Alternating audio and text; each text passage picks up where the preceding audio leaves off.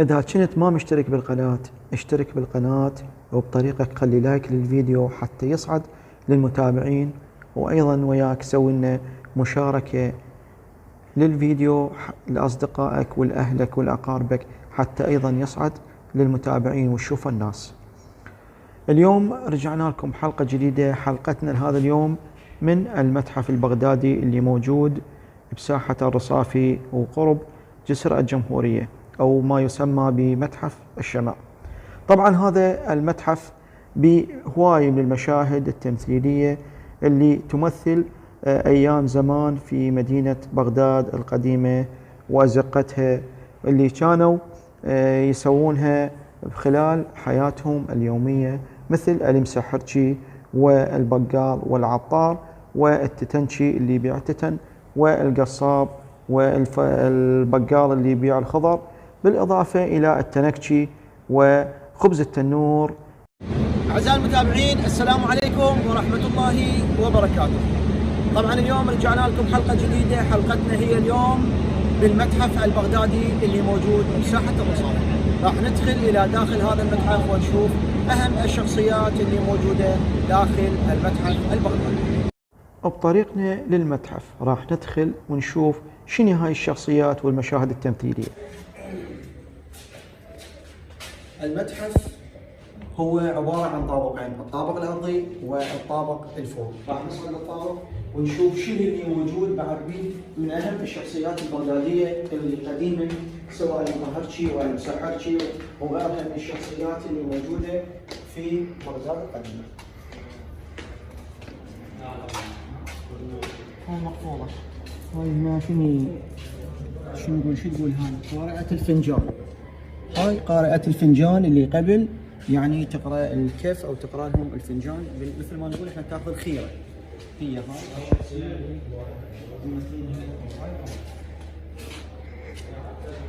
ذن يجن يمها النسوان قاعدين وتقرأ لهن الفنجان. وشوف البخت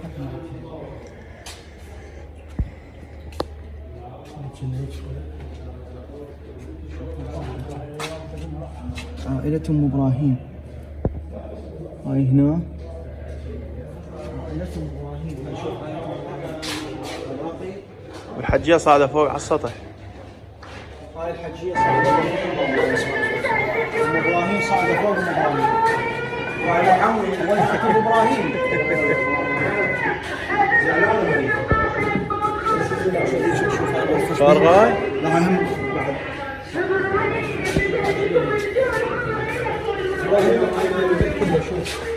هاي الكلة وهاي العروس. طبعا هاي العروس شوفها، هذيك العروس قاعدة هنا بالكلة، وهذا العريس. تعال خلينا زلابية. شوف الزلابية ذيك مخلينها يمهم حتى هاي، لان قبل ما عندهم يعني غير شغلات، بس زلابية بسيطة. وهاي فهذا العريس وهذيك العروس اللي قاعدة بالكوشة، يسمونها الكوشة ويسمونها الشرباية. هاي خلوا لها هذا عن البيك، عن هاي خلوا لها هذا البرد.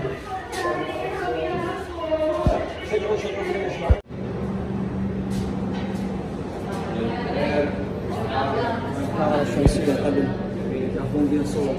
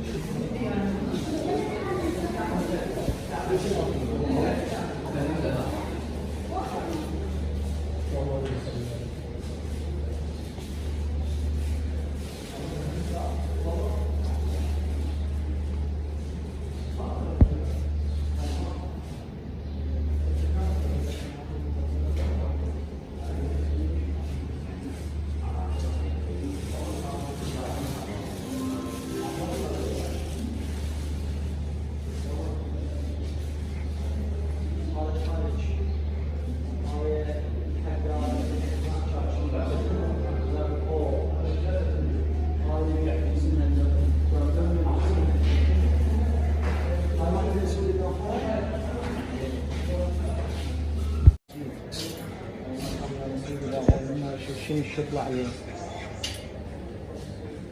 هذا بيع لبلبي. هذا بياع اللبلبي.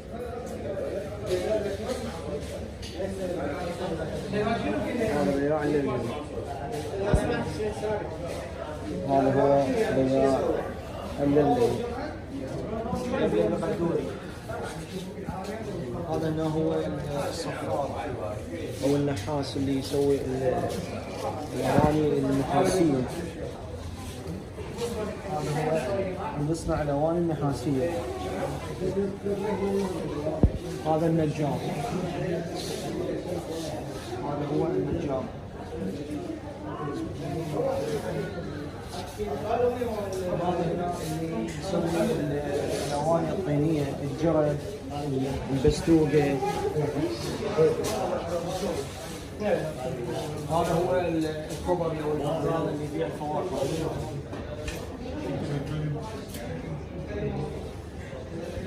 قبل كان ماكو علاج بالكيس. ليش يقول فوقها مقربون؟ هذا هو القصاب. هذا هو القصاب. هذا القصاب. هذا السكافي. هذا هو السكافي.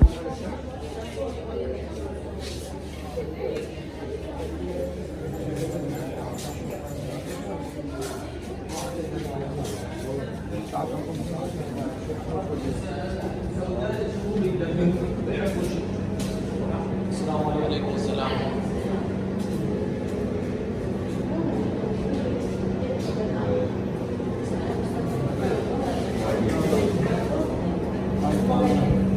قديمة ياخذون بها صور.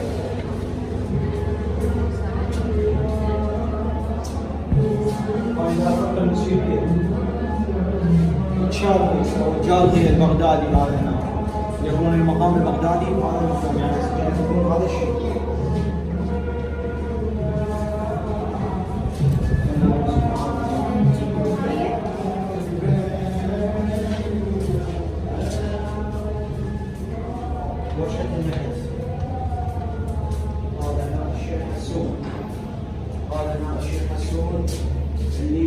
يقرأ على اللي يجيبوا للمريض ويقرأ النسوان كيف على هذا؟ كيف النسوان كيف على هذه الشغله؟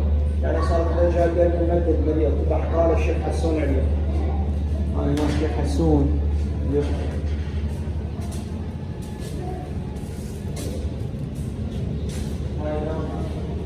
هاي طاقة الألحام الرياضية يعني لو كانوا قبل يلعبون ويكتبون الإسلام. هذا عبوسي.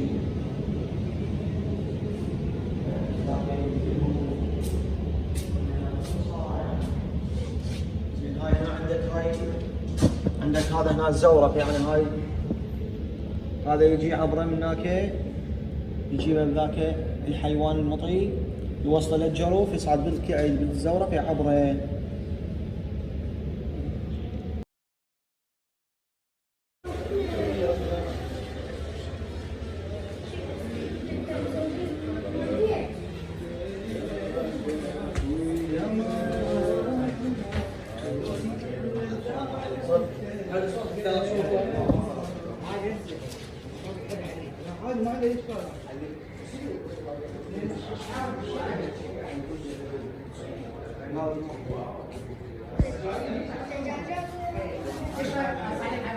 دول عكس يوتيوب ظاهر عليه. العالم انت تطلع ضياع جرايد.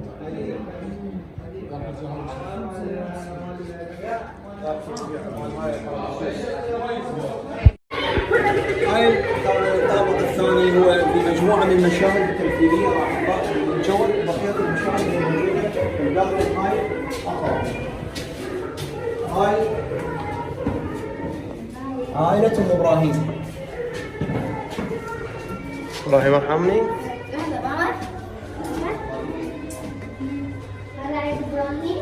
نشوف الناشئ اللي موجود. عائلة ام ابراهيم. نشوف الناشئ اللي موجود. هاي هنا هذا هو الحمام. هذا الحمام. هذا الحمام البغدادي القديم.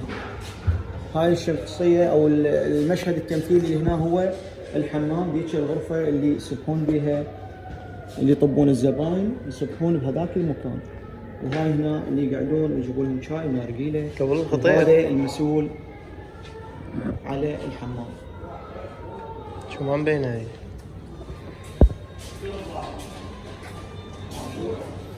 ذاك الحمام، هذيك الغرفة اللي يسكون بيها، وهذا اللي مليفتشي اللي يليفهم.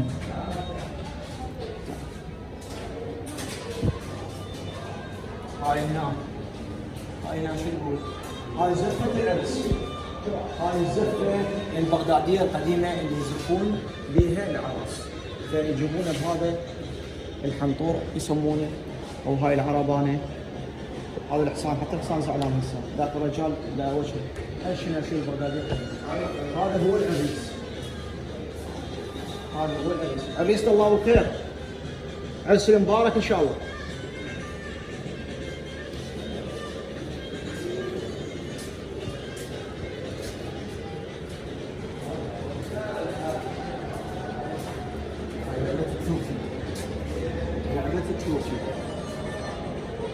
هاي لعبة التوكيل.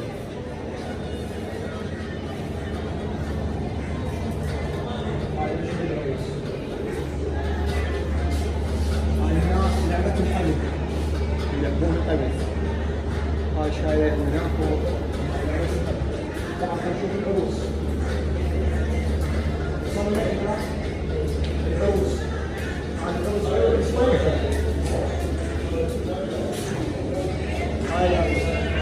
عروس زرقاء. هاي العروس خويا منظفين هم الطابه كله. تحكي قال لك احنا منظفينه صار له شهر ما حد منظف. شوف التراب اللي عليه وجاي ياخذون فلوس وياخذون. هاي العروس اللي قاعده. هاي طبعا ام العروس لان راجع على بيت الخطيب. وين ام العروس؟ هاي ام العروس راجع على بيتها. هاي اخت العروس.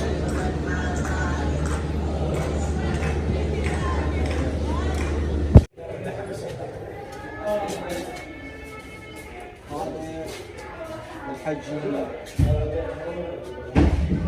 هاي شو يسمونها بالله؟ القعده العصريه. هاي القعده، هاي الشاي مالتهم، هاي الكيك، هذا الشعير. شوف هاي هنا هذا مال علي العرافه. هذا المكان حلو. هذاك مطهر شيء يمكن. صدق؟ ولادي تعال شوف الحجيه. وين لا حجي؟ تطبخ ذي شيء شوفه. الله يساعدك حجية. قاعد هذول وين المالي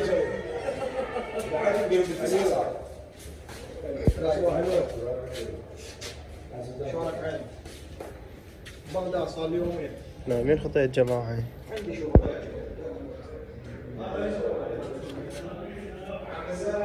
تعال عندي شغل. انا نايمين خطير. تعال منا تعال منا. والله نايم الحجي. والله نايم نوم الحجي. يعني قبل يجي ماكو شرباية قبل؟ منين شرباية؟ هاي بينهم خطيه بالكاروك وهم نايمين. طبعا عندهم اثنين توم جايبه المرايه. شوف هاي واحد هنا وذاك الكاروك الثاني. وهاي رقيتهم خطيهم فواكه. مساكين. مساكين. تعال خلينا نشوف هاي التنور. تعال هاي. تعال منا خلينا نكمل بالسرد. انا جاي اتمشى. هاي جاي تسهل بيتها يعني سبح هاي. تسبح بيها. هاي هنا جاي يسبح ببيتها. ملابس هذا بريمز صغيرون. جاي تغسل ملابس. هاي الحجيه جاي تغسل ملابس. هاي شوف هاي طشت والله هنا الحجية قاعدة. هسه اضوي لها خطير. ها حجيه حجيه حجيه الله يساعدك. حجيه الله يساعدك. دني هديماتي وسخات كان تزديهين لان وسخات اذا تلقين حتى كان مستدام كل وجه حجيه. قوة الله. قوة الله حجيه الله تعالى.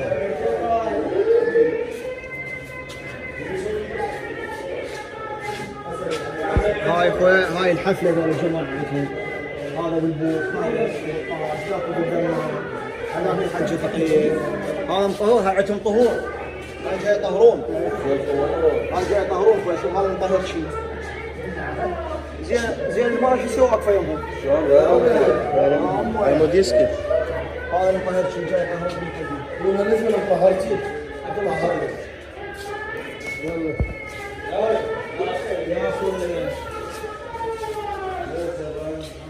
هاي المطهر شيء.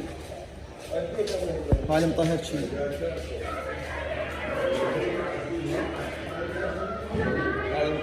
هذا البيض.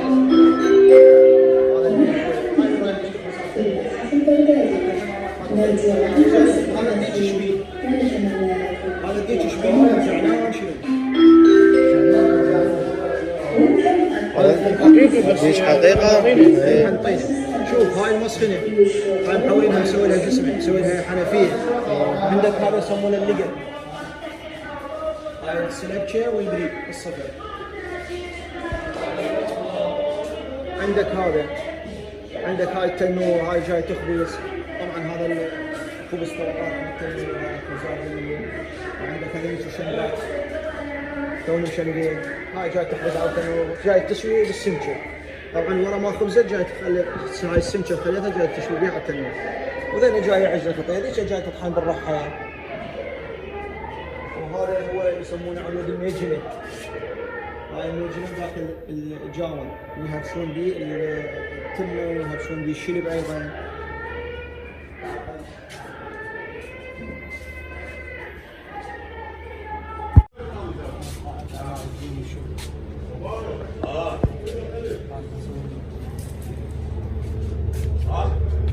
علاء الدين الأشيلي. أعزائي المتابعين، احنا هسه دخلنا إلى داخل المتحف البغدادي.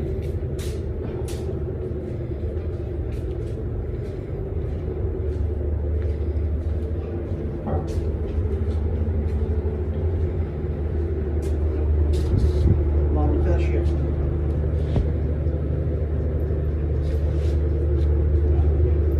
هاي الصندوق شلوية، ذيك الفاتحة، الباقي ماسك الهين.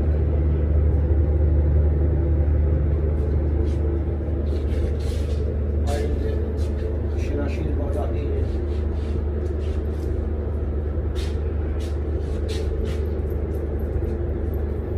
هاي الكنيسة مالت من ابو مصطفى. هاي الكنيسة الصورة هاي مالت.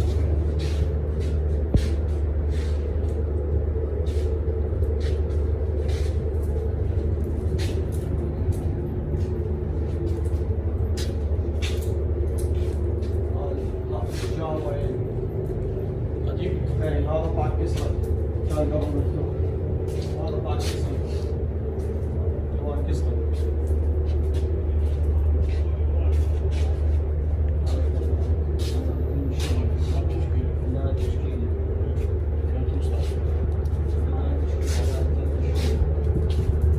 المؤسسية المتحف البغدادي.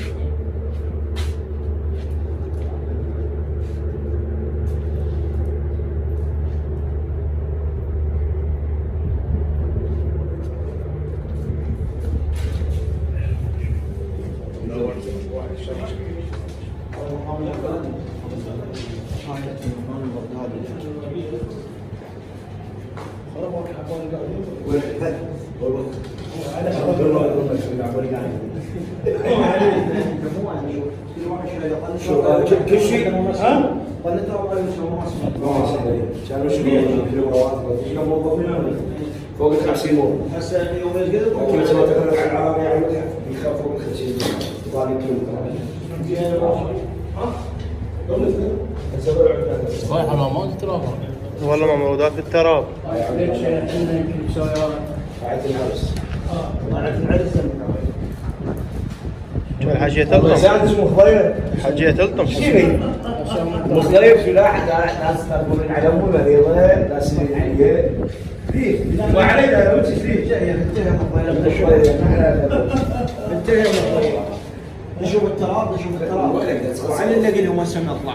تلقى يعني ربك جاي تاخذون هسه يضيفوا لي 1000 دينار يعني يوميا اذا ما يطلب لك الا فد 1000 واحد او 2000 واحد يوميا يطلب يعني هاي التراب الشعيري كانت شنو شغلكم هنا؟ والله العظيم شنو شغلكم جاي تاخذون فلوس وهاي ما تكفونها؟ ديشون يطلعون هسه. والله عيني ما طلعوا فلوس يا اخي طوركم عاملين.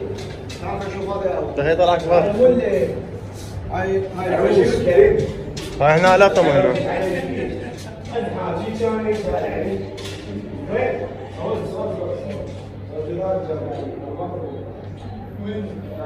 هاي مله هنا هاي مله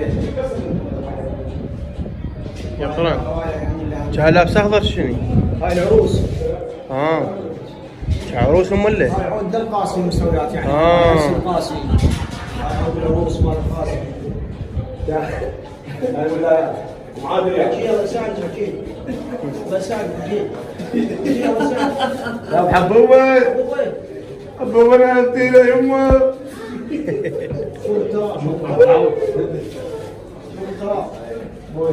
الحين على حبوبته يمكن فيها. هاي طبعا العصبة الترابية اللي جزاك منها. يا يمه يا حبايبي يا يمه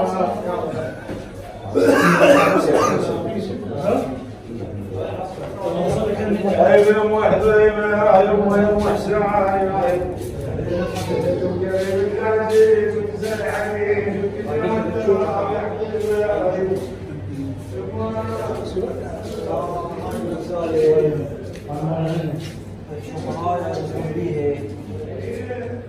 هاي ينزل بيها هذا غزي وهذيك هذا اللي عندي بالواوي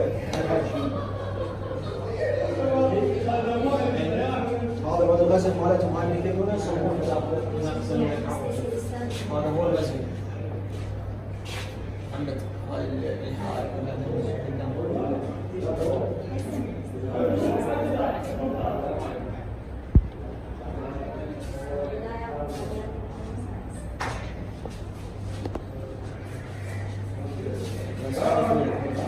موظفين هنا؟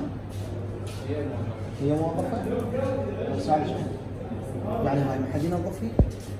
ولا شيء ينظفون بس يوميا لا. ينظفون. والعجة الترابية. طبعا العجة الترابية اللي جبتها العصر في العتب.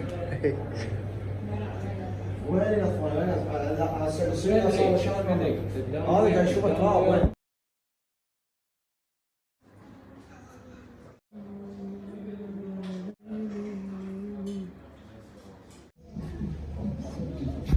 وصلنا إلى مكان آخر هو الملة اللي يقري الأطفال في بغداد في حارات بغداد القديم. هذا هو الملة اللي يقري الطيار بغداد القديم.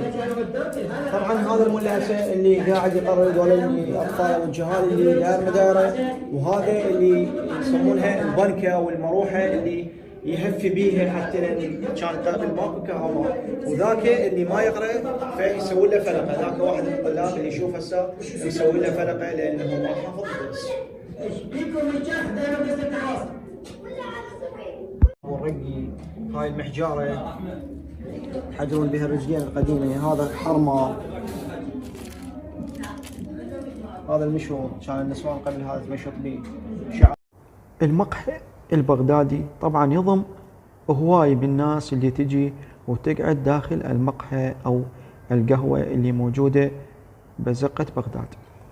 اللي موجود هسه مثل ما جاي نشوف اللي موجود هو الشواي اللي يشوي التكة ويشوي اللحم حتى يبيع للناس، وصباغ الأحذية اللي موجود، وبياع الجرايد، بالإضافة إلى مجموعة اللي يجيبون الديوتشة ويسوون عليها رهان ويسابقون حتى يشوف من هو اللي راح يفوز بهذا السباق. بالإضافة إلى وجود الحكواتي اللي يحكي لهم عن قصص داخل القهوة. بالإضافة أيضا إلى وجود اللي يبيع اللبلبي ويبيع الباقلة اللي كانت الناس قبل تجي وتشتري من عنده جميع أهل المحلة، اللي تعتبر هي أكلتهم المفضلة، واللي يجون يشترون من دولة اللي يبيع اللبلبي ويبيع الباقلة. المتحف جدا كبير، بالإضافة إلى وجود ساعي البريد اللي كان يودي الرسائل، وأيضا الزفة البغدادية. هذا الشكل الشقة مالت المنطقة.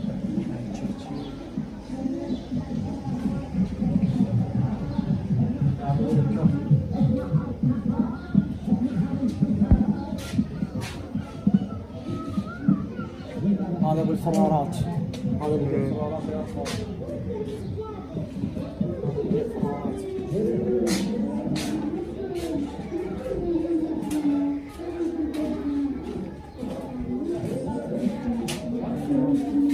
حمام النسوان.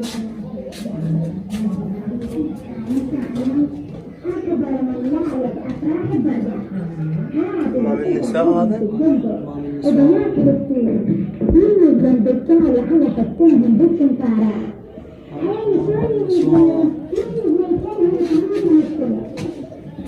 تعال خلينا تجي.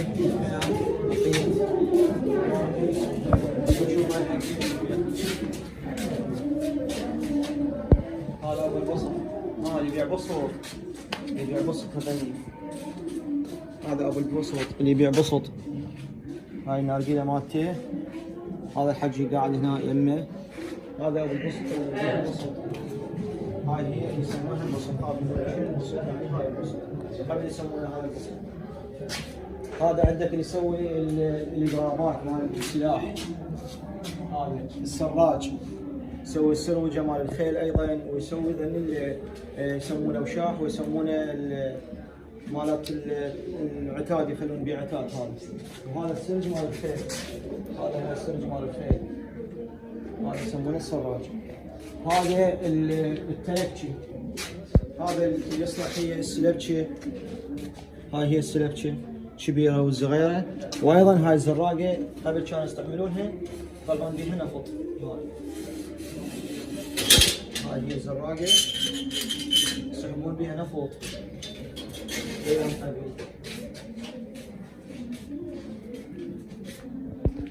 هذا هو الشراح اللي يسوي خشب. هاي يسمونه مروح. هذا هو المروح. هاي هي الرثرامة يسمون عليها. هاي الحجلة مال الأطفال، يسوون لهم هاي الحجلة حتى يمشون عليها. هذا يمشي توه. وعندك هذا الصفار. هذا هو الصفار اللي يصنع الأواني الصفر، يعني سلبشة، الرشيد، البريق الصفر ايضا. هاي الدله دني شك اواني ستيل او العفو صفر هو يصنعها. هذا هنا هو الحداد. هذا الحداد اللي يصنع سكاكين وشاكوش وغيره من ادوات الحديد، وايضا دني زناجيل. عندك هاي الحذوه مال الفرس، هاي ايضا يصنعها. هاي مال السرج يصعدون للخيل، يخلي رجله بيها ايضا هو يصنعها. هاي هي. هاي مال اللي يخلي بيها رجله يسمونه الركاب. هذا شو محمد؟ هذا هو خلينا نشوفه. هذا مبيض القدور، يعني قبل كانوا يجيبون القدور الصفر لانه يصير عليها وصاخه وزنجار، فيجي بيضهن لهم يجليهن، يعني نسميه احنا الجلي. وهذا يجيبون القدوره يجليهن. هذا عندك النداف. هذا هو النداف اللي يصنع اللحاف، دوشه، المخده، هذا يسمونه النداف. هذا عندك من هو الفخار. هذا اللي يصنع الاواني الفخاريه، يعني القربه او الدستوقه، وهذا الفخار. هذا البقال. هذا عندك البقال. هذا البقال. هذا اللي يبيع المواد او البقوليات بالدربونه يسمونه البقال. عندك هذا التتنشي اللي يبيع التتن اللي سمك. يا ريت جنب قبل. ايه والله سلامات لك شماغ الاخر شغال. هذا التتنشي. انا مسويني هناك. هذا العطار اللي يبيع العطور، يعني البهارات، شاي، غيره، ايضا يسمونه العطار. اي تعال نسوي مع عباس. اي بس هذا المجلد اللي يجلد الكتب. خبر علي ذول. اي هذا المجلد اللي يجلد الكتب، يعني قبل كانوا يجلدون الكتب. هذا عندك الصايغ. هذا الصايغ اللي يسوي الذهب، المسكوكات الذهبيه. هذا عندك هو البزاز اللي يبيع القماش، يسمونه البزاز. هاي المرة جاي تشتري قماش من عندك.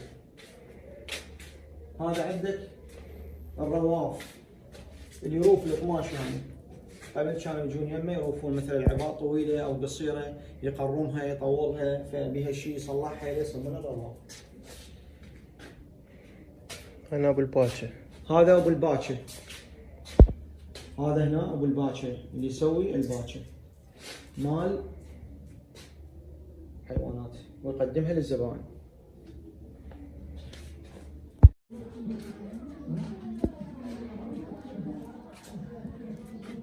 أعزائي المتابعين، حلقتنا لهذا اليوم بالمتحف البغدادي.